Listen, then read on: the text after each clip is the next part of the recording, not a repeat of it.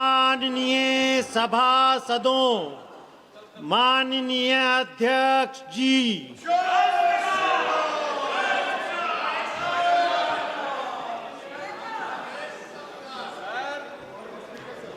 Question number 321 Shri Manoj Kumar. प्रश्नकाल में 1 minute नहीं होता बीच में। प्रश्नकाल के बाद मैं आपको मौका दे दूंगा। प्रश्नकाल के बाद मौका। Question number 321 Shri Manoj Kumar. प्रश्न नंबर 321 माननीय मंत्री महोदय, उत्तर सदन के पटल पे रखा है। अध्यक्ष महोदय, माननीय मंत्री जी के जवाब में जो संरक्षित स्थान की सूची उपलब्ध कराई गई है उसमें रोहतास और कैमूर जिला के महत्वपूर्ण ऐतिहासिक और धार्मिक पर्यटक स्थल का जिक्र नहीं है।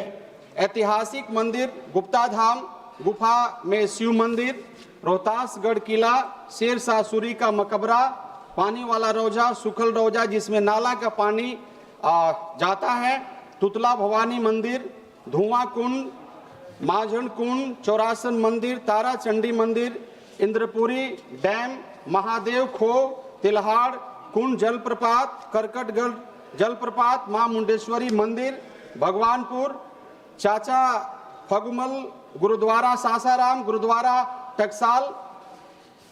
महोदय, रोहतास अधौरा कैमूर में भगवान बिरसा मुंडा की ऐतिहासिक स्थल, रोहतास जिला के शिवसागर प्रखंड अंतर्गत सिनवार टीला जहां खुदाई में सिंधु घाटी सभ्यता नौपसाठ युग की अवशेष प्राप्त हुआ, उसको संरक्षण और विकास के लिए सिख धर्म के महान धर्म गुरु तेग बहादुर जी महाराज के सासाराम आगमन पर उनकी याद में बने ऐतिहासिक गुरुद्वारा चाचा फगुमल गुरुद्वारा, सासाराम गुरुद्वारा, टकसाल, इन सारे ऐतिहासिक स्थलों का वर्णन महोदय नहीं है। मैं सवाल पूछा था महोदय, यदि हमारे सासाराम संसदीय क्षेत्र में आइएगा तो प्रकृति का बनावट है महोदय।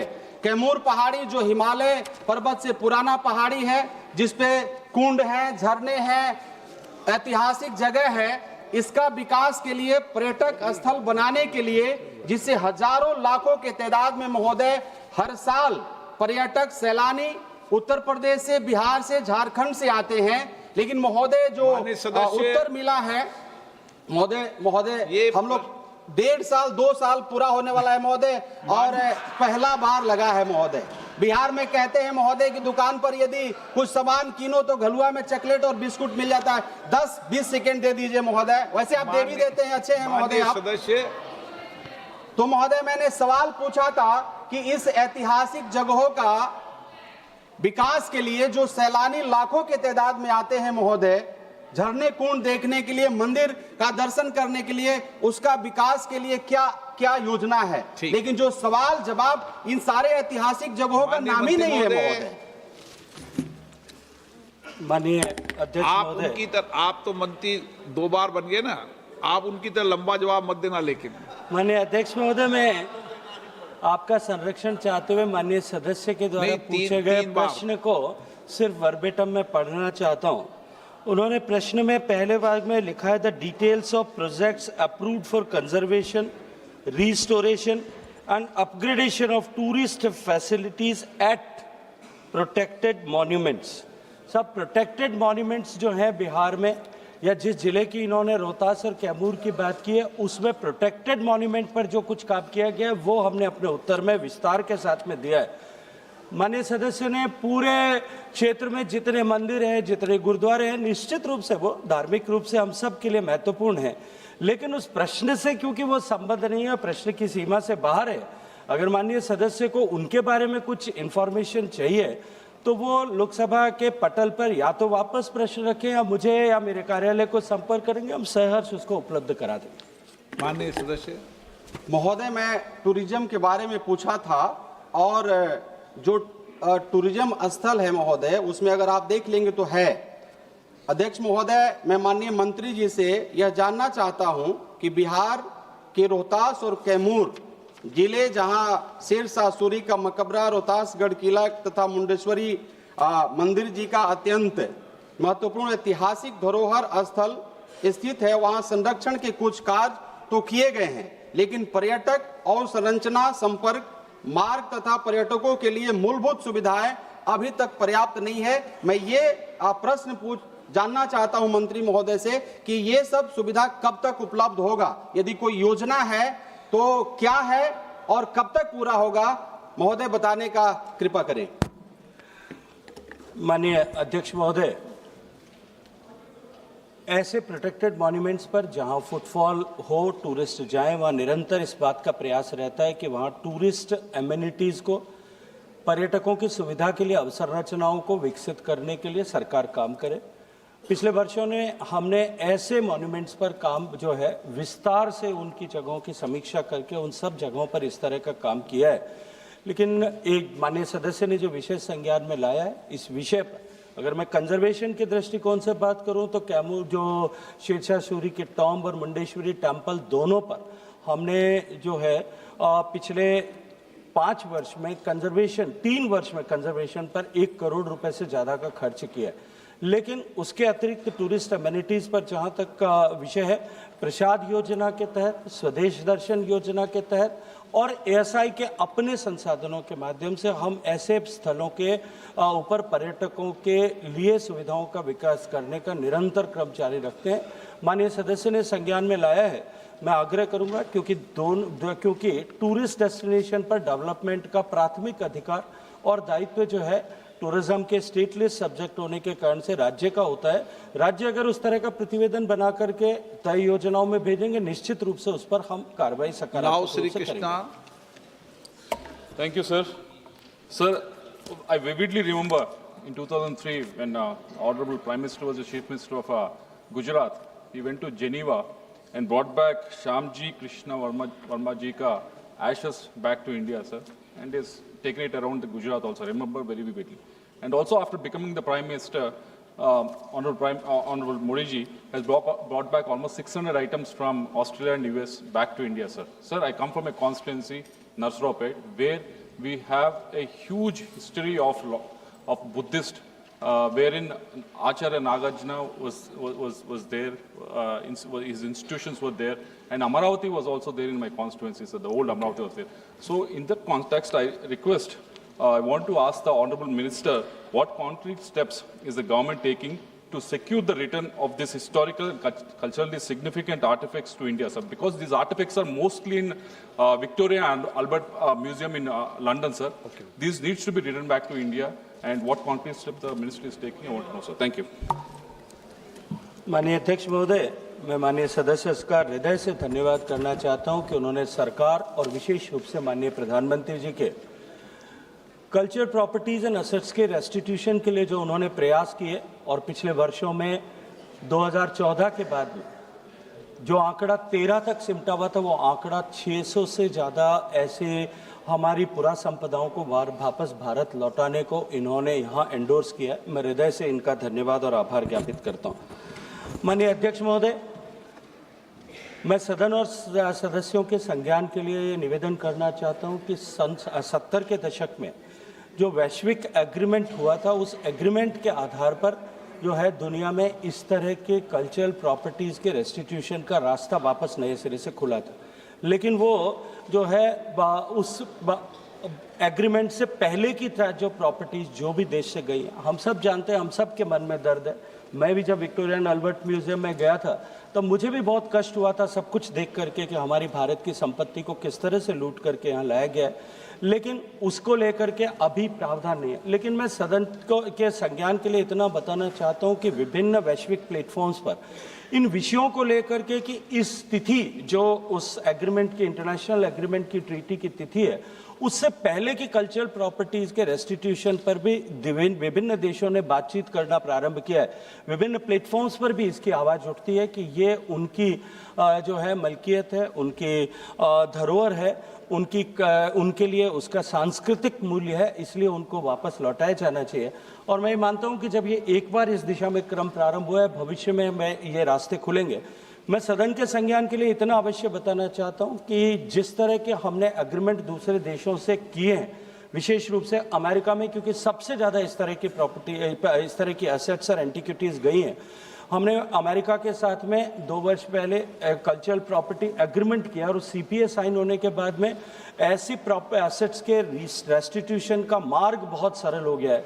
और भारत और अमेरिका का ये एग्रीमेंट पूरी दुनिया के लिए एक नज़ीर बना है। पूरे दुनिया के सभी देश उस लाइन पर आपस में एग्रीमेंट करने के लिए काम कर रहे हैं। माननीय प्रधानमंत्री जी के नेतृत्व में ये जो निर्णय हुआ है, ये विश्व के लिए एक नज़ीर बना है, एक इंस्पिरेशन बना है।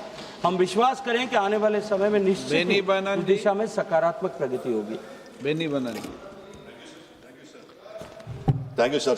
देखिए, मैं प्रयास करता हूं कि प्रश्नकाल चले और सबको सदन में अच्छा लगता है कि प्रश्नकाल चलता है, जवाबदेही होती है। ये मैं आग्रह करता हूं। मेरा सभी प्रश्नकर्ताओं से और माननीय मंत्रीगण से भी आग्रह है, संक्षिप्त में पूछे तो अधिकतम माननीय सदस्यों के विचार और दृष्टिकोण आ जाएंगे। तो संक्षिप्त में पूछे, संक्षिप्त में मंत्री जवाब दें और क्वेश्चन भी। Thank you, Speaker, sir. Sir, you know that Kerala is the God's own country. We had a very beautiful natural and we had a very ancient these monuments, and we had also some pilgrimage centers there. The first Muslim mosque in India is my constituency, that is Kodingalur. So the birthplace of Adi Shankara is Karadi, that is in my constituency. And St. Thomas visited first in Kerala, that is also in my constituency. Sir, earlier we had a Prasad scheme project to connect all these pilgrimage centers. But sir, it was not started the work. So whether the government will give necessary directions and funds to start the pilgrimage circuit connecting the St. Thomas Mount, this Adi Shankara, Karadi, and the first Muslim mosque in India, that is in Kodingalur.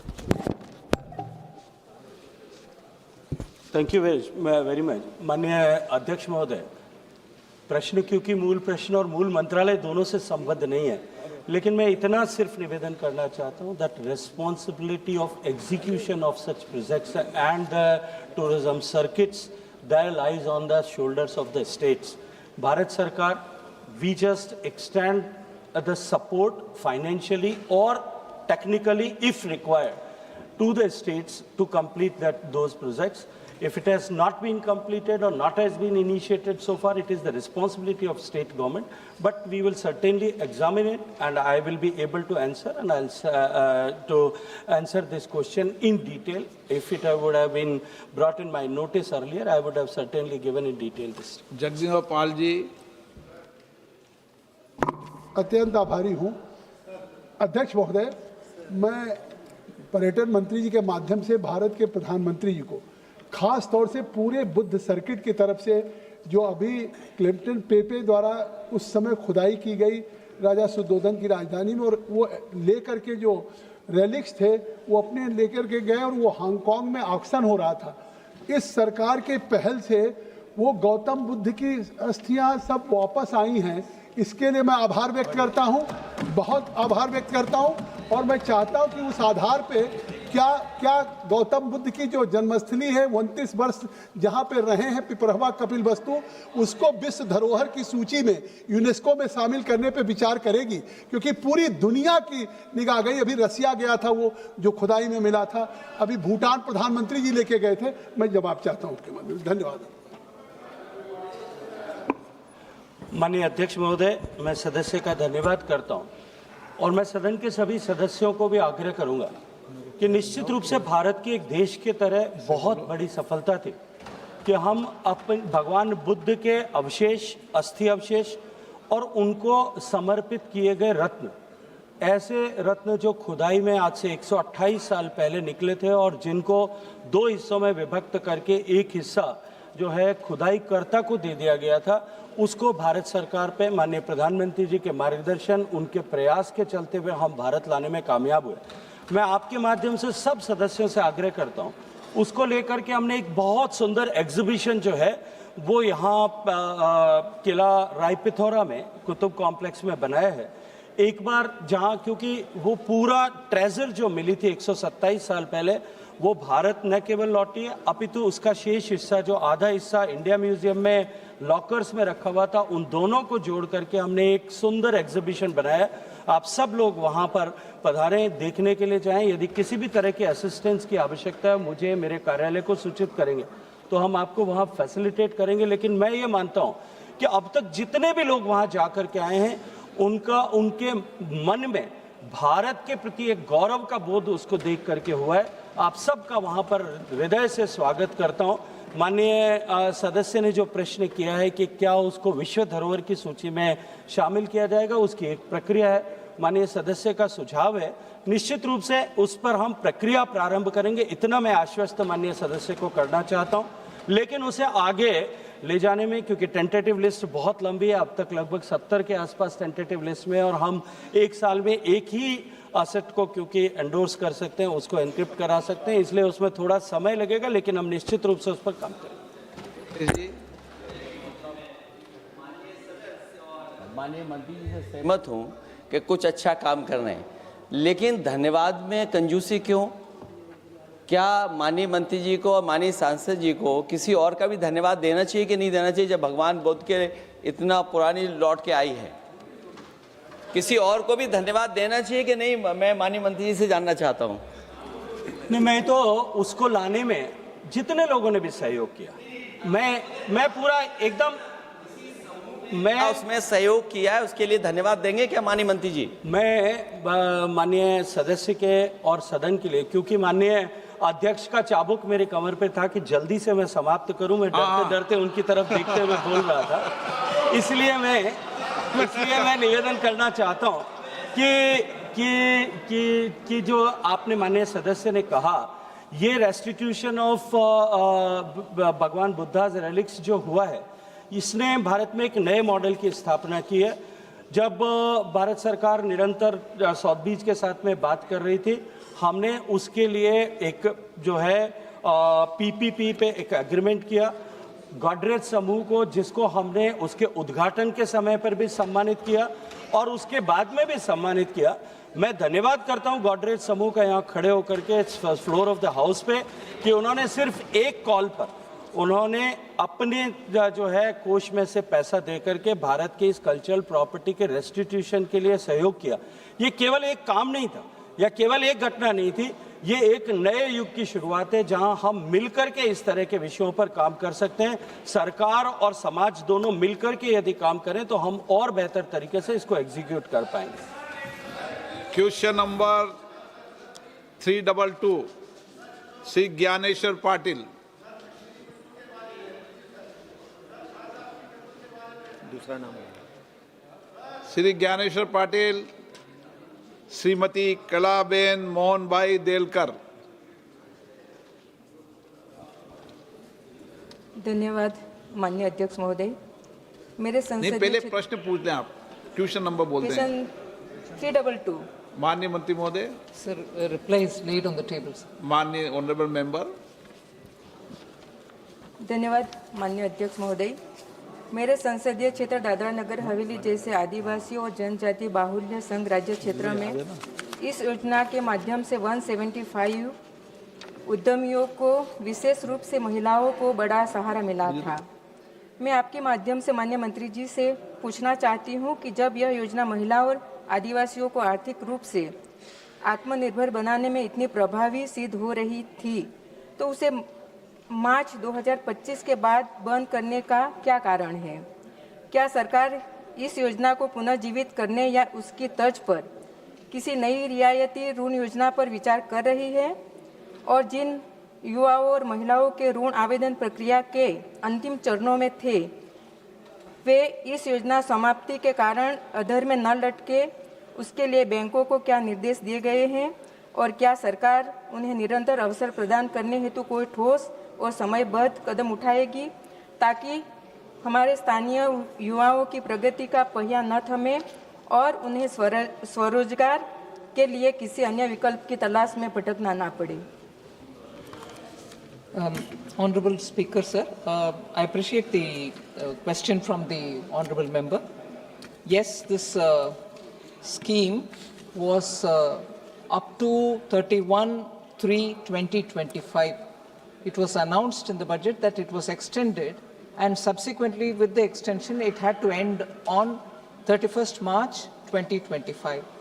But let me inform the member that learning lessons from the scheme, which had run till 31 March 2025, with the studies which were done by Niti Aayog and others, this scheme is being redrafted, and sooner the cabinet will be given a proposal with which we'll launch a new scheme to continue with this stand-up which benefited SC, ST and women all over the country wherever there is a bank branch.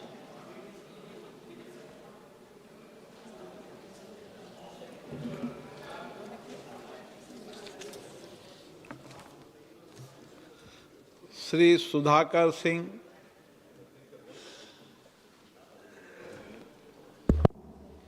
माननीय अध्यक्ष जी, stand up India योजना के अंतर्गत जो 1 करोड़ तक loan लेने की जो सीमा निर्धारित की गई है, क्या माननीय मंत्री जी इस योजना में 1 करोड़ से बढ़ाकर 2 करोड़ तक इसको लोन देने की अगर प्रक्रिया, और ख़ास तौर से आकांक्षी जिलों में जहां रोजगार की संभावना बहुत कम है, वहां नए रोजगार पैदा हो सकें, इसके बारे में विभाग का कोई योजना है? सर, जैसे मैंने बताया, ये स्कीम 1 लाख करोड़ तक जो सीमित लोन्स देते थे, ये तो 31/3/25 के दिन ख़त्म ही हो गया, और हम नया स्कीम अभी तैयार कर रहे हैं। उसमें हम वेरियस ऑप्शंस देख रहे हैं, पता नहीं क्या कंक्लूजन में आएंगे, कैबिनेट के अप्रूवल भी लेना होगा। इसीलिए मैं माननीय सदस्य का सुझाव सुना हूँ, देखते हैं कि कैसे कैबिनेट अप्रूवल करे। श्री शशि थरूर जी। Very much. Thank you very much, Honourable Speaker. Ma'am, I'm very glad to hear you're revising the scheme, because one of the things we faced in Kerala was the scheme's greenfield enterprise requirement, which restricts support only to first-time ventures. In fact, we've had a resolution passed in the Kerala Assembly arguing that in a densely populated and economically mature state like Kerala, most entrepreneurs from the SC, ST and women communities are seeking credit to expand or modernize their existing enterprises, and that means your scheme's design is largely inaccessible to the people of Kerala. I'm just wondering, ma'am, when you are revising this, you might want to take into account the guidelines themselves to see whether you can also give an opportunity to go beyond the greenfield enterprise concept in order to help people to expand or modernize their small-scale existing enterprises. You may note that the 333rd Parliamentary Standing Committee report on MSMEs, I have also pointed out that under the scheme, whenever loans are formally sanctioned, actual disbursement remains low due to bank-level risk aversion and collateral demands. So the problem is, from the point of view, the banks won't give the money, you're not being able to have an effective scheme. So when you revise the terms, as you mentioned you are doing, please take these 2 points very much into consideration. They reflect the actual implementation of this otherwise good idea. Thank you, Mr. Speaker. Sir, I appreciate that inputs have been obtained from the ground, and therefore the Honourable Member suggests that we look at the very description of how this scheme has got to be launched. Sir, if only the Honourable Member would appreciate that when Prime Minister launched these start-up schemes, it was for innovative ideas, and they largely felt that it could be restricted to urban areas or even to some in rural areas, but not really covering SC, ST and women. So this scheme, as a greenfield, requiring it to be a greenfield idea, was launched through every bank branch, wherever the branch would be, and it has actually benefited SC, STs and women. The idea that there are existing schemes for existing entrepreneurs who might want help, There are other schemes in the government like PM Mudra or SIDBI, which directly gives loans to small entrepreneurs, the MSMEs and so on. So what the scheme would give the SC, ST and women can also be availed of in various other schemes. And if Greenfield is a consideration on which you think SCs and STs are being denied, I'm wanting to request the member to understand that this is exclusively for Greenfield. There are others where existing entrepreneurs belonging to SC, ST and women can avail of loans. I've named Mudra, I've named the small entrepreneur assistance through SIDBI. There are quite a few such schemes in which the banks will not have to be tied up to this definition. This is tailor-made for Greenfield. Question number 323, Advocate Priya Saroj. Thank you, Honorable Speaker, sir. Question number 323. Honorable Member.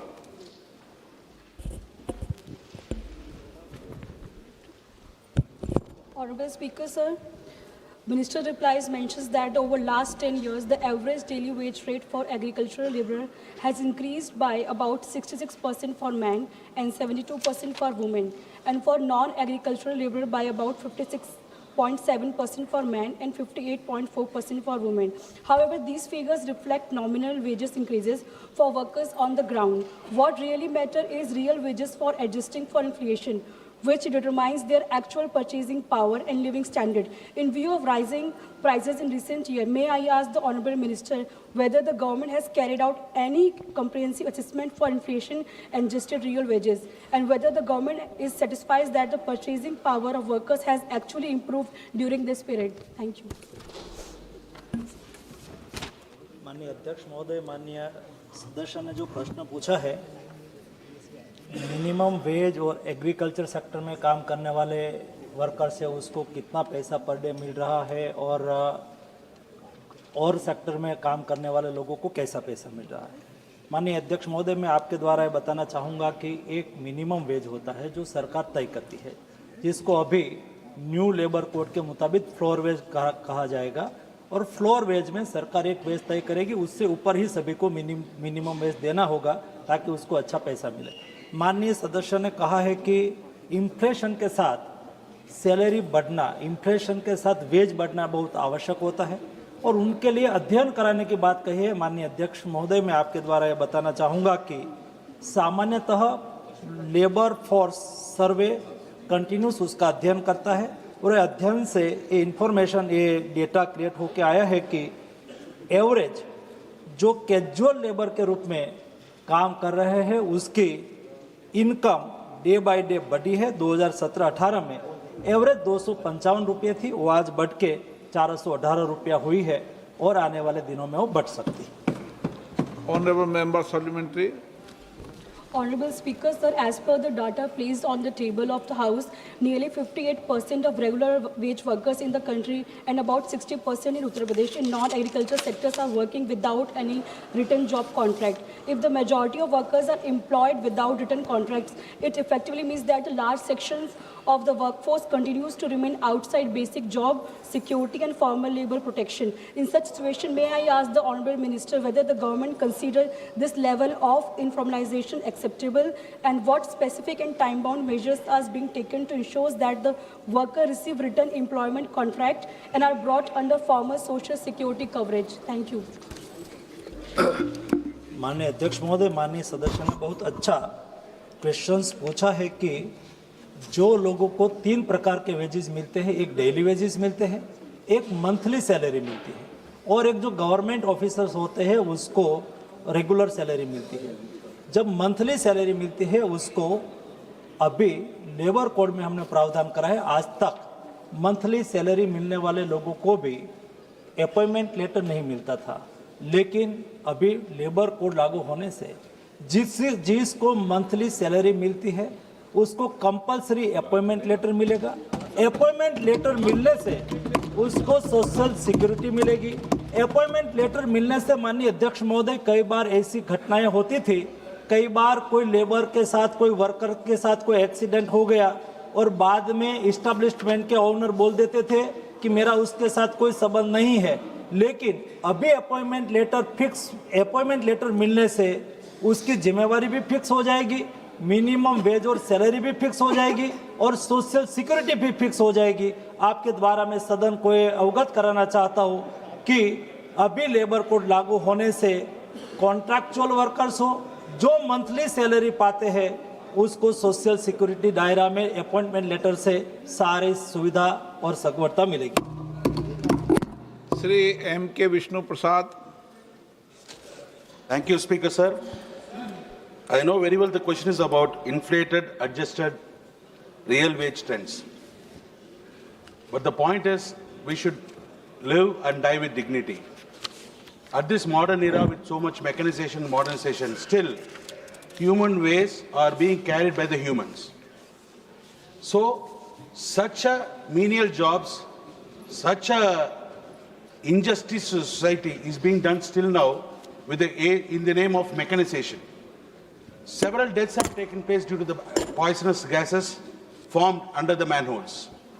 Is the government having any proposal to give a strict punishment or bring a law which enact a law to take a severe action against those who employ them? At the same time, for the loss of life of the manual laborers engaged in this scavenging works, any insurance scheme is the government is having the proposal? I would like to know through your honourable speaker, sir. Thank you very much, sir. माननीय अध्यक्ष महोदय, कोई workers काम करता है, कोई मजदूर काम करता है, हमारी सरकार ने हमेशा देखा है, ये मजदूर हो, गरीब हो या अमीर हो, जीवन जीवन होता है, व्यक्ति व्यक्ति होता है। कोई गरीब परिवार के व्यक्ति को एक्सीडेंट से उसकी मृत्यु हो जाए और परिवार में एकलौता कमाने वाला हो तो उसके घर की क्या स्थिति होती है उसका भी आकलन हमारे संज्ञान में होना ही चाहिए। और इसलिए ऐसा कोई भी इंसिडेंट हुआ हो, किसी की मृत्यु हुई हो, ऐसी स्थिति में अभी लेबर कोड के तहत एस्टैब्लिशमेंट की जिम्मेवारी फिक्स करी जाएगी और जो उसको सोशल सिक्योरिटी से बाहर रखेंगे तो उसके सामने एक्शन भी करा जाएगा ताकि भविष्य में किसी परिवार के यहाँ कोई ऐसी घटना हो जाए उसमें उसको सोशल सिक्योरिटी का कवरेज भी मिले, उसके बच्चे की भविष्य की भी सुरक्षा करी जाए और उसका फ्यूचर भी सुनिश्चित करा जाए। Doctor T Sumati. I would like to just raise two questions along with the main question as well as the point raised by my dear friend Honorable Vishnu.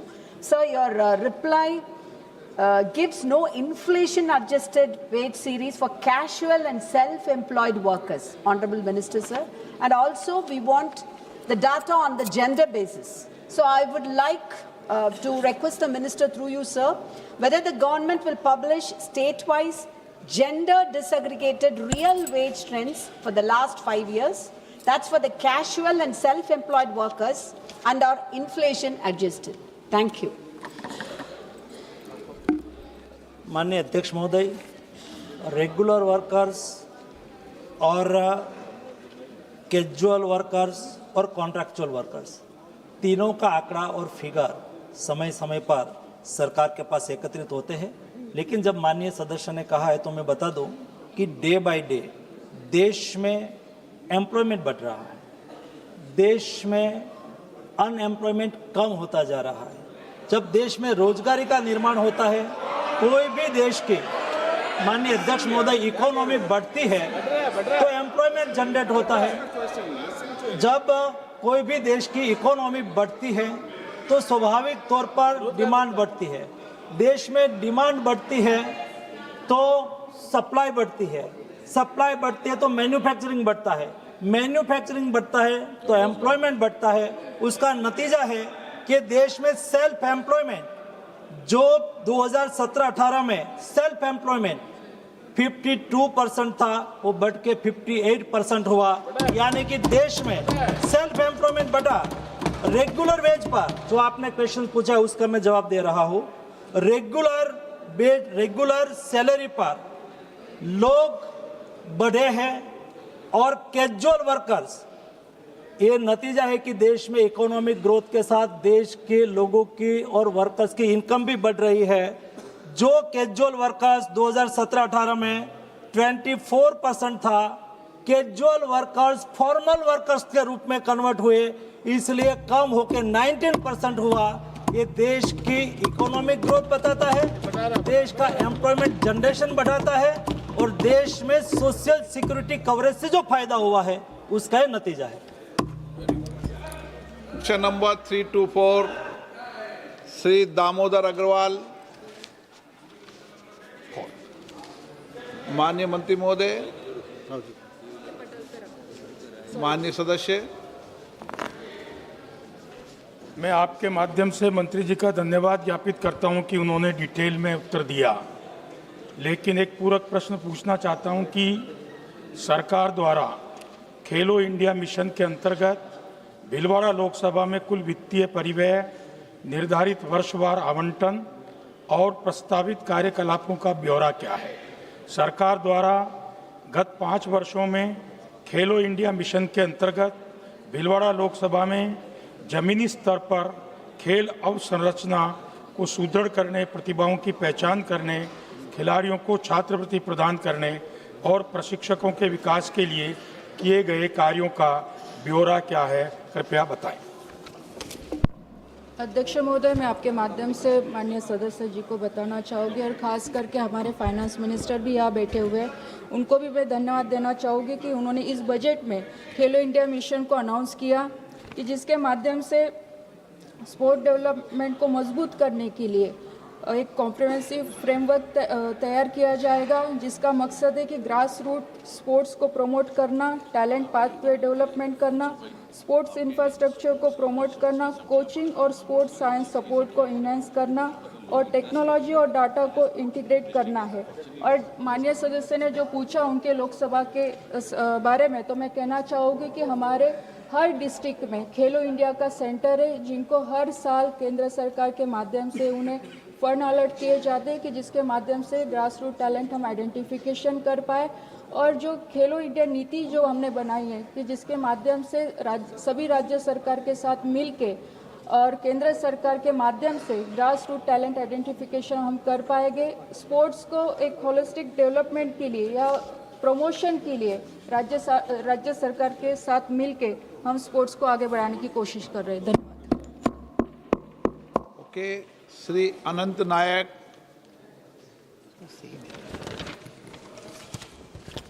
अध्यक्ष महोदय, मैं आपका माध्यम से माननीय प्रधानमंत्री और माननीय मंत्री महोदय को धन्यवाद दे रहा हूं। अभी गांवों में जैसे खेल का विस्तार हुआ है, वो गांव का नेचुरल प्लेयर निकल के सामने आ रहे हैं। मैं आपका माध्यम से मंत्री जी से जानना चाहता हूं, खेल इंडिया सेंटर हर डिस्ट्रिक्ट में है, लेकिन वहाँ से कुछ ऐसे ट्राइबल डिस्ट्रिक्ट जहाँ पर वो आंसर में भी मंत्री महोदय दिए हैं, जो हितधारकों के साथ बीच में समन्वय रक्षा करने के लिए वो करेंगे, तो वहाँ पर 25 साल पहले भी कुछ जहाँ पर माइंस और इंडस्ट्री है जिस डिस्ट्रिक्ट में, वो कंपनी का माध्यम से वहाँ पर कोच रखा गया था और वो ट्राइबल प्लेयर को वहाँ बढ़ा रहे थे। वो 25 साल से पहले वो बंद चुका कुछ ज़िले में। क्या मेरे ज़िले में, मेरा कॉन्स्टिट्यूंसी में जो 25-30 साल पहले इसी सिस्टम था, अभी बंद है, वहाँ पर दूसरा स्टेट गवर्नमेंट को छोड़ करके कंपनी के साथ मिल करके वहाँ पर वनवासी या नेचुरल प्लेयर को डेवलपमेंट करने के लिए कुछ योजना बनाए हैं क्या, इसके जानना चाहता हूँ। माननीय सभापति महोदय, मैं आपके माध्यम से माननीय सदस्य जी को बताना चाहूँगी कि खेलो इंडिया मिशन के माध्यम से हम हर साल खेलो इंडिया कंपटीशन करवाते हैं और जिसका अहम हिस्सा खेलो इंडिया ट्राइबल्स गेम्स भी है, जो अभी इस महीने भी होने जा रहा है। और उसका यही मकसद है कि ट्राइबल एरिया में जितने भी हमारे एथलीट्स हैं कि जिनको अच्छा प्लेटफॉर्म मिल पाए, उन्हें एक अच्छा परफॉर्म करने के लिए, आगे बढ़ने के लिए कोशिश खेलो इंडिया के सेंटर के माध्यम से और खेलो इंडिया कंपटीशन के माध्यम से भी करवाई जाती है। और जो उन्होंने सेंटर के बारे में यहाँ पे बताया, तो मैं कहना चाहूँगी कि अगर ऐसा कोई प्रस्ताव उनके माध्यम से अगर कोई कंपनी अगर कोचेस के लिए सपोर्ट करना चाहती है तो केंद्र सरकार उससे सहयोग करेगी। आनंद भदौरिया। माइक। आदरणीय अध्यक्ष जी, उत्तर प्रदेश के प्रत्येक जिले में अभी सांसद खेल प्रतियोगिता के अंतर्गत विभिन्न आयोजन हुए। उसमें हम विपक्ष के सांसदों को आमंत्रित न किया जाना गंभीर सवाल खड़े करता है। मैं आदरणीय अध्यक्ष जी आपके माध्यम से माननीय मंत्री जी से जानना चाहता हूं, क्या सरकार को इसकी जानकारी है, और यदि नहीं तो क्या सरकार इसकी जांच कराकर जिम्मेदार लोगों के खिलाफ कार्रवाई करने का काम करेगी? माननीय सदस्यों को मैं बताना चाहूँगा और रिक्वेस्ट भी अखिलेश जी को करूँगा कि आपकी पार्टी सांसद खेल महोत्सव कराए और पार्टी के रूप में करे, तो मैं क्यों जांच करूँ? भाई करो ना, हमें कोई दिक्कत नहीं होता। सांसद खेल महोत्सव, माननीय अध्यक्ष महोदय, सांसद खेल महोत्सव हमारी पार्टी एनडीए ने हमारे सांसद को, हमने सभी को कहा कि आप अपने क्षेत्र में युवाओं के साथ जुड़ने के लिए सांसद खेल महोत्सव करिए, और हमारे सांसदों ने सांसद खेल महोत्सव करा है, उसमें सरकार की कोई भूमिका नहीं है। कीर्ति आजाद। धन्यवाद अध्यक्ष जी, आपके संरक्षण की आवश्यकता होगी। आपके माध्यम से अत्यंत ही महत्वपूर्ण पूरक प्रश्न पूछ रहा हूं, जो प्रश्न के खंड संख्या ग से जुड़ा हुआ है, इससे देश की गरिमा से भी जुड़ा हुआ है। क्या ये सच नहीं है कि स्पोर्ट्स अथॉरिटी ऑफ इंडिया में 45% जो अधिकृत पोस्ट हैं वह रिक्त पड़े हैं, जिसमें खेलों की वैज्ञानिक पढ़ाई और प्रशिक्षण के स्थान अधिक हैं? पार्लियामेंट कमेटी जो स्पोर्ट्स पर है, उसने भी साई के लो बजट जो केवल 38 करोड़ रुपया है, उसकी आलोचना की है। भारत 2026 में विश्व के सबसे बड़े खेलों का यानी ओलंपिक्स की मेजबानी करने वाला है। ऐसे में भारत की तैयारी शून्य के बराबर है। सरकार इसके लिए कितना गंभीर है और क्या कर रही है? मैं आपके संरक्षण की अनुमति चाहता हूं। माननीय अध्यक्ष महोदय, वो पुरानी बात बोल रहे हैं। एक समय था जब तैयारी टाइम पे नहीं होती थी, बजट भी नहीं होता था। जिस क्वेश्चंस है, एक क्वेश्चंस भी इस पर है, खेलो इंडिया मिशन। खेलो इंडिया मिशन इसलिए लाया जा रहा है ताकि आने वाले दिनों में देश कॉमनवेल्थ की तैयारी भी कर पाए, देश ओलंपिक्स की तैयारी भी कर पाए, देश में मेडल टैली में भी इंक्रीज कर पाए, देश ट्रेडिशनल तरीके से जो स्पोर्ट्स चल रहा था और स्पोर्ट्स में फेडरेशन के द्वारा राजनीति चल रही थी, उससे बाहर आके एक सिनर्जी के साथ स्पोर्ट्स सेक्टर में आगे बढ़ने के लिए हमने स्पोर्ट्स पॉलिसी भी लाया, हमने स्पोर्ट्स गवर्नेंस बिल भी लाया। हमने ये उसमें क्या है अध्यक्ष महोदय, पुराना विषय मन में चलता है, इसलिए पुराना विषय ही रहता है। लेकिन हमने, माननीय अध्यक्ष महोदय, ये सरकार है, ये मोदी गवर्नमेंट है, जिन्होंने स्पोर्ट्स सेक्टर में कॉम्प्रिहेंसिव प्लानिंग करा। प्लानिंग मीन्स पहले देश में स्पोर्ट्स कल्चर को डेवलप करने के लिए खेलो इंडिया, फिट इंडिया, बाद में स्पोर्ट्स खेलो भारत नीति, उनके बाद स्पोर्ट्स गवर्नेंस बिल, और स्पोर्ट्स गवर्नेंस बिल के बाद देश में स्पोर्ट्स को आगे बढ़ाने के लिए अभी खेलो इंडिया मिशन के द्वारा देश को स्पोर्ट्स में एक नया हाइट पर ले जाने की तैयारी करी। शिंदे। सर धन्यवाद, आपने मुझे सप्लीमेंट्री पूछने की अनुमति दी। मैं ये पूछना चाहती हूँ कि बहुत बार गांव से और शहरों से हमारे पास बच्चे आते हैं, युवक आते हैं, जिन्होंने जो बाहर के देशों में, चाहे वो मलेशिया हो, थाईलैंड हो, बाहर के देशों में कोई कंपटीशन एंटर करते हैं और उनका सिलेक्शन हो जाता है, लेकिन टिकट के लिए ना गवर्नमेंट पैसा देती है, ट्रांसपोर्ट के लिए पैसा नहीं देती है, बल्कि उनके वीज़ाज और पासपोर्ट भी करने के लिए गवर्नमेंट की तरफ से कोई मदद नहीं होती है। वो हमेशा कोई MP या MLA के पास में। बहुत सारे बच्चे हैं जो इन कॉम्पिटिशन्स में पार्टिसिपेट करते हैं, और ये कॉम्पिटिशन्स में इनको पास होना ज़रूरी होता है स्टेट लेवल या नेशनल लेवल खेलने के लिए। तो ऐसे बच्चों के लिए जो चाहते हैं कि उनका ट्रांसपोर्ट कॉस्ट हो, ट्रैवल कॉस्ट हो और वीज़ा पासपोर्ट कॉस्ट हो, इंटरनेशनल ट्रैवल के लिए गवर्नमेंट उनके लिए कुछ प्रावधान करेगी कि नहीं? माननीय अध्यक्ष महोदय, माननीय सदस्य ने बहुत महत्वपूर्ण प्रश्न पूछा है। कई टाइप की इंटरनेशनल टूर्नामेंट होती है जिसमें देश पार्टिसिपेशन करता है उसको नेशनल टीम मानी जाती है। और नेशनल टीम कोई भी देश में कोई भी नेशनल इंटरनेशनल टूर्नामेंट के लिए जाती है, उसका संपूर्ण खर्च भारत सरकार के द्वारा बियर करा जाता है। कई बार कई ऐसी कंपटीशन होती है जो नेशनल कंपटीशन ना हो लेकिन विदेश में कंपटीशन होती हो, जिसमें फेडरेशन के द्वारा सत्तावार रूप में भारत की टीम ना जाती हो, लेकिन कोई व्यवस्था से कोई टूर्नामेंट के लिए कई हमारे यूथ विदेश में खेलने के लिए जाते हैं। ऐसी स्थिति में कई बार हमें एप्लीकेशन मिलती है कि अच्छा प्लेयर है, विदेश में कंपटीशन में पार्टिसिपेशन करने के लिए जा रहे हैं और उनके पास पैसा नहीं है, तो हमारे पास सरकार के पास ये सत्ता और व्यवस्था है, उसमें से भी हम उसको आर्थिक सहयोग कर देते हैं, उसकी टिकट की व्यवस्था कर देते हैं ताकि कोई बच्चे को खेलने में असुविधा ना रहे और खेल सके। क्वेश्चन नंबर 325 श्री पुरुषोत्तम भाई रूपारा। अध्यक्ष महोदय, क्वेश्चन नंबर 325। माननीय मंत्री महोदय। Answers laid on the table. धन्यवाद माननीय अध्यक्ष महोदय।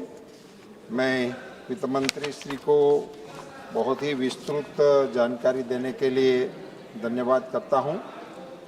माननीय अध्यक्ष महोदय, मैं माननीय वित्त मंत्री जी से जानना चाहता हूं कि हमारी जो बैंकिंग सिस्टम है उसी में बैंकों और वित्तीय संस्थानों द्वारा दिए जाने वाले ऋण के बदले गिरवी रखे जाने वाली संपत्तियां, मॉर्गेज एसेट्स की बाजार क्षमता, मार्केट पोटेंशियल को मापने के लिए वर्तमान क्रेडिट रेटिंग से अलग कोई स्वतंत्र रेटिंग प्रणाली विकसित करने पर विचार चल रहा है। ये बहुत महत्वपूर्ण विषय के ऊपर प्रश्न है सर। इसमें जैसे जवाब में दिया गया है, आरबीआई के मास्टर लिस्ट के द्वारा इसके एसओपी मान लीजिए सख्त एसओपी दिया गया है। बैंक, हर एक बैंक उनके अपने तरफ से वैल्यूअर्स को एम्पैनल करना होगा और वो अच्छे वैल्यूअर्स हो, ऐसे उनके क्रेडिबिलिटी और उनके क्वालिफिकेशन के ऊपर भी बैंक अध्ययन करके उनको पैनल करने के लिए आवश्यक है। और दूसरा, बोर्ड में अप्रूव्ड पॉलिसी होना चाहिए, कैसे ये वैल्यूएशन होगा, हर बैंक में बोर्ड अप्रूव्ड पॉलिसी के तहत चलना पड़ेगा। फिर ये प्रोफेशनली क्वालिफाइड इंडिपेंडेंट वैल्यूएशन करने के लिए बैंक की तरफ से एफर्ट होगा। और दूसरा, एक सिर्फ वैल्यूएशन हुआ वो काफ़ी नहीं है, मिनिमम 2 वैल्यूएशन होना चाहिए। इसका भी आरबीआई के मास्टर डायरेक्शंस आया है। सो बैंक्स इसको हल्के में लेने के लिए कोई चांस नहीं है।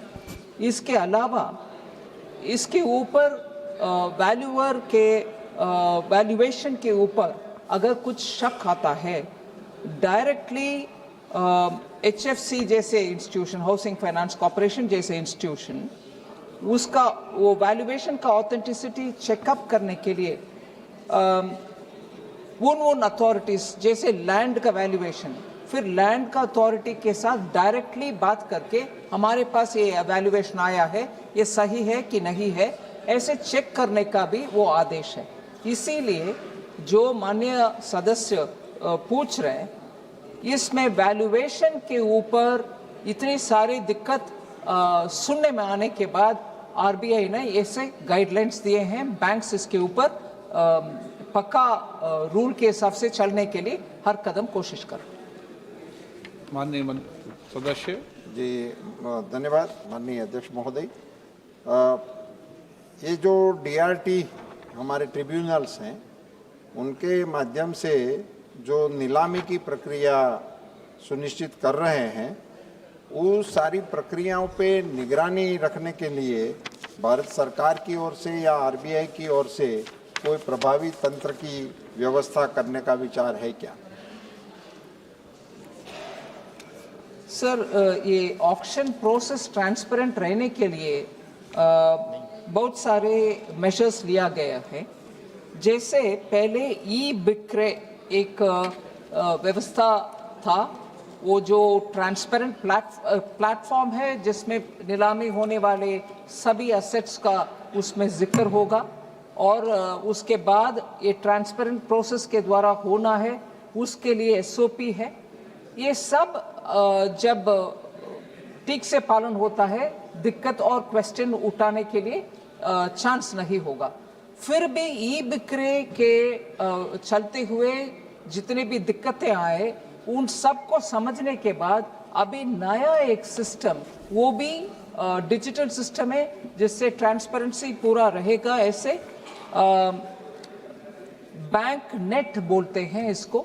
इस बैंक नेट का प्रावधान से और इस प्लेटफॉर्म से सभी असेसमेंट कर सकते हैं, जिनको भी एक्सेस चाहिए उनको एक्सेस मिलेगा और उसके द्वारा नीलामी होने वाले एसेट को प्रोसेस के तहत चल रही है नहीं चल रही है इसको देखने को मिलेगा।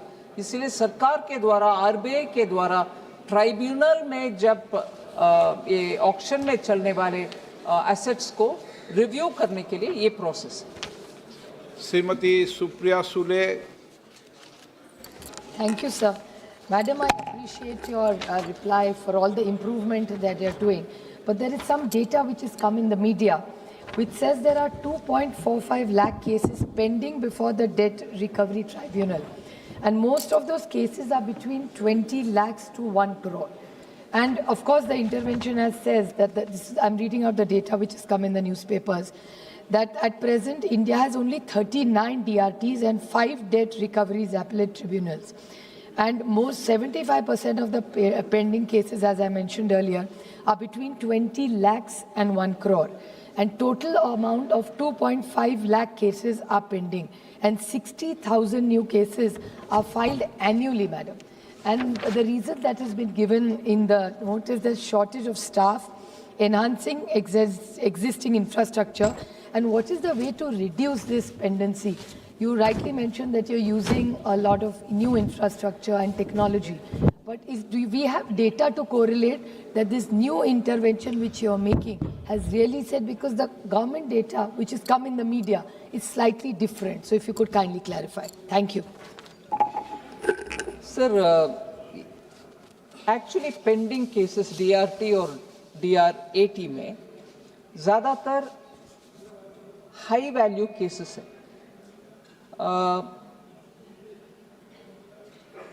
100 करोड़ और अबव वाले केसेस ही ज़्यादातर पेंडिंग में हैं। और ये पेंडिंग केसेस का टोटल अमाउंट अगर हम देखें तो 71.40 of the suit amount involved in all the cases pending before DRTs are with the high value cases. Sir, therefore, हम two-pronged strategy, we take up a two-pronged strategy, and that is to make sure specific DRTs such as DRT Mumbai 1, DRT Delhi 3 and DRT Chennai 1 were designated to hear only high-value cases. That is, they are 100 crores and above. And second of the two-pronged strategy is that the banks and the financial institutions are also encouraged for disposal of cases through alternate dispute resolution mechanism, that is like Lok Adalat and so on. So that is the status. But in terms of steps further taken for expediting the cases, government in consultation with NALSA, which is the National Legal Services Authority of India, organizes special Lok Adalats, specifically meant for DRT related cases. So in addition to National Lok Adalat, we hold in fact in 2025, we held 2 special Lok Adalats, and that has proven very helpful. 4 special Lok Adalats are planned for the year 2026. So we are making sure that disposals happen fast. We are also every now and then coming in to see how best we can intervene meaningfully. So we are taking steps in order that the pendency is brought down. Anurag Thakur ji short में। धन्यवाद अध्यक्ष महोदय। 2014 में जब सरकार बनी NDA की, उस समय 12 में से 11 बैंक पीसीए फ्रेमवर्क में थे, उनके ऊपर बादल संकट के छाए हुए थे, लेकिन आज 12 के 12 बैंक मुनाफे में, इसलिए सरकार को बहुत बहुत बधाई देता हूं और शानदार उसमें जो रिफॉर्म्स है। लेकिन माननीय अध्यक्ष महोदय, मेरे अपने क्षेत्र में जो क्रेडिट डिपॉजिट रेशो है वो देश में लगभग सबसे कम में से एक है, 23.39%। यानी कि हम पैसा ज़्यादा जमा कराते हैं लेकिन उससे ऋण जो है वो उतना कम मिलता है, डेट कम मिलता है। मैं माननीय वित्त मंत्री जी से पूछना चाहता हूँ, एक तो उसको सुधार कैसे हो सकता है ताकि पहाड़ी राज्यों में लोगों को रोजगार स्वरोजगार के अवसर ज़्यादा मिलें, और जो डेट रिकवरी ट्रिब्यूनल है सर, उसमें अभी समय कितना लग रहा है, उसको कम कैसे किया जा सकता है। जैसे NCLT में बहुत फ़र्क पड़ा है, बहुत रिकवरी भी हुई है, उसके लिए भी सरकार को साधुवाद देता हूँ, लेकिन DRT को और बेहतर कैसे किया जा सकता है, इसके बारे में इनके क्या प्रयास रहेंगे। आपका राज्य मंत्री आपसे प्रश्न पूछ रहा है, समय है। सर, ये डेट डिपॉजिट वर्सेस क्रेडिट देने का विषय में पिछले 3 साल से हम बैंकों के साथ काम कर रहे हैं, जिससे वो डिपॉजिट मोबिलाइजेशन, ऐसे रीजन्स जहां डिपॉजिट मोबिलाइजेशन कम है मगर क्रेडिट आउटगो ज़्यादा है, उन रीजन्स में डिपॉजिट ज़्यादा मोबिलाइज करने के लिए उनका कांस्टेंट मॉनिटरिंग और गाइडेंस हो रही है। दूसरी ओर बिहार जैसे, ईस्टर्न उत्तर प्रदेश जैसे प्रांतों में डिपॉजिट ज़्यादा और क्रेडिट आउटगो कम। उधर बैंकों को इंडस्ट्री ग्रुप्स से बात करवा करके या इंडस्ट्री एसोसिएशन को बैंक से संवाद करने के बाद लोन लेने का इंडस्ट्रीज को, छोटे उद्योग को बैंकों के साथ जोड़ा जा रहा है, जिससे उनका डिपॉजिट और क्रेडिट का मिसमैच जो है वो लोकली एड्रेस कर पाएंगे। So efforts are on to collect more deposit and efforts are equally on to make sure there are more people who need loans from the bank to approach them and take and run their banks. So I hope that would address the former MOS's question on this matter. But on the DRT, sir, partly the answer that I had given Honorable Member Supriya Sule, efforts are on not just to improve the bench strength, but timely appointment of DRT benches are being taken care of. The courts are also helping us find the right kind of people speedily so that we appoint them and not leave them vacant in positions. Question number 326, Sri Mukta C. Nivasal Reddy. Question number 326. माननीय मंत्री महोदय, पटल पे. Honorable members. Sir, I would like to start by commending the efforts of the Honorable Skill Development Minister towards the robust development of skilling infrastructure across the country. My state of Andhra Pradesh is growing immensely, sir, under the leadership of our Honorable Chief Minister, Sri Nara Chandrababu Naidu Garu, and IT Minister, Sri Nara Lokesh Garu, especially in the area of emerging technologies as artificial intelligence, quantum of computing, drones and renewable energy. To capture this potential, sir, we need to empower our youth. So, in the light of the same, could the Honorable Minister consider setting up a skill center of excellence dedicated to training our youth in these emerging technologies in Amaravati, our capital city of Andhra Pradesh, sir?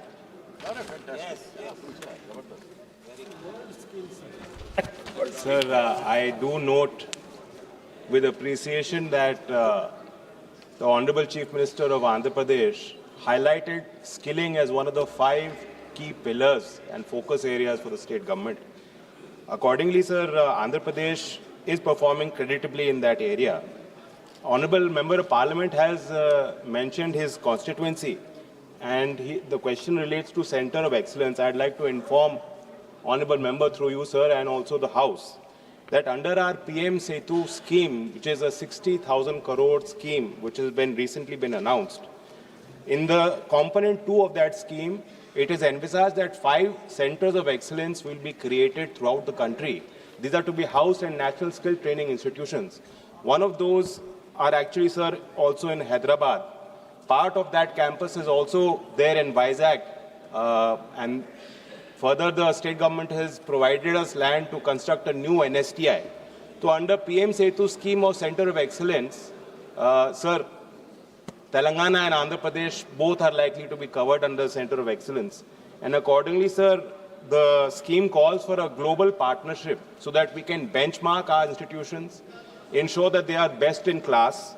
And in Hyderabad, sir, there is an MOU, LOI that has been signed with Germany in that regard, sir. I'd also like to inform Honorable Member that if you look at the existing Centers of Excellence, the guidelines were issued in 2019.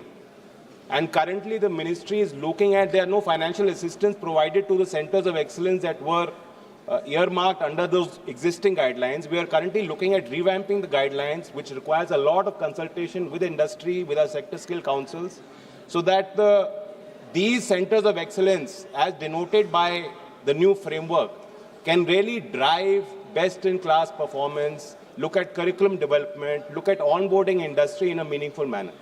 Thank you, sir. प्रश्नकाल समाप्त। माननीय सदस्यगण,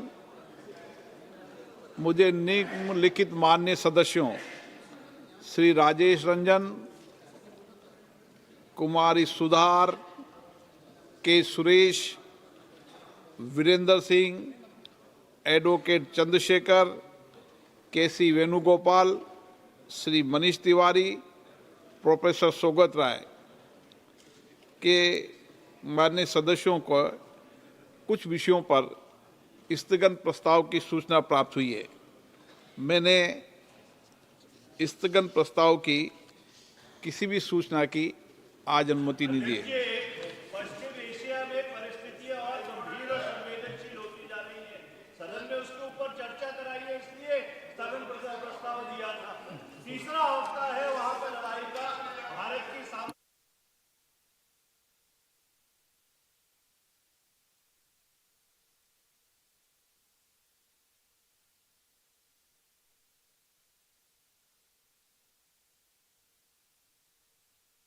Last Friday also we raised the same issue. Our 8 members were suspended and they are sitting outside. For the last, sir, 1 minute, sir, 1 minute, sir. Last, this house was witness to so many agitations, sir. Not one day. So at least a decision should be taken. सदस्य, आप वरिष्ठ सदस्य हैं। 1 minute मैंने इनकी व्यवस्था दे दूं। सदन के निर्णयों पर कभी सदन के निर्णयों कभी सदन में चर्चा नहीं होती। सदन के निर्णयों पर सदन में कभी चर्चा नहीं होती। मैं आज इसलिए व्यवस्था दे रहा हूं ताकि आगे से आप वरिष्ठ सदस्य हैं, इसका ध्यान रखें।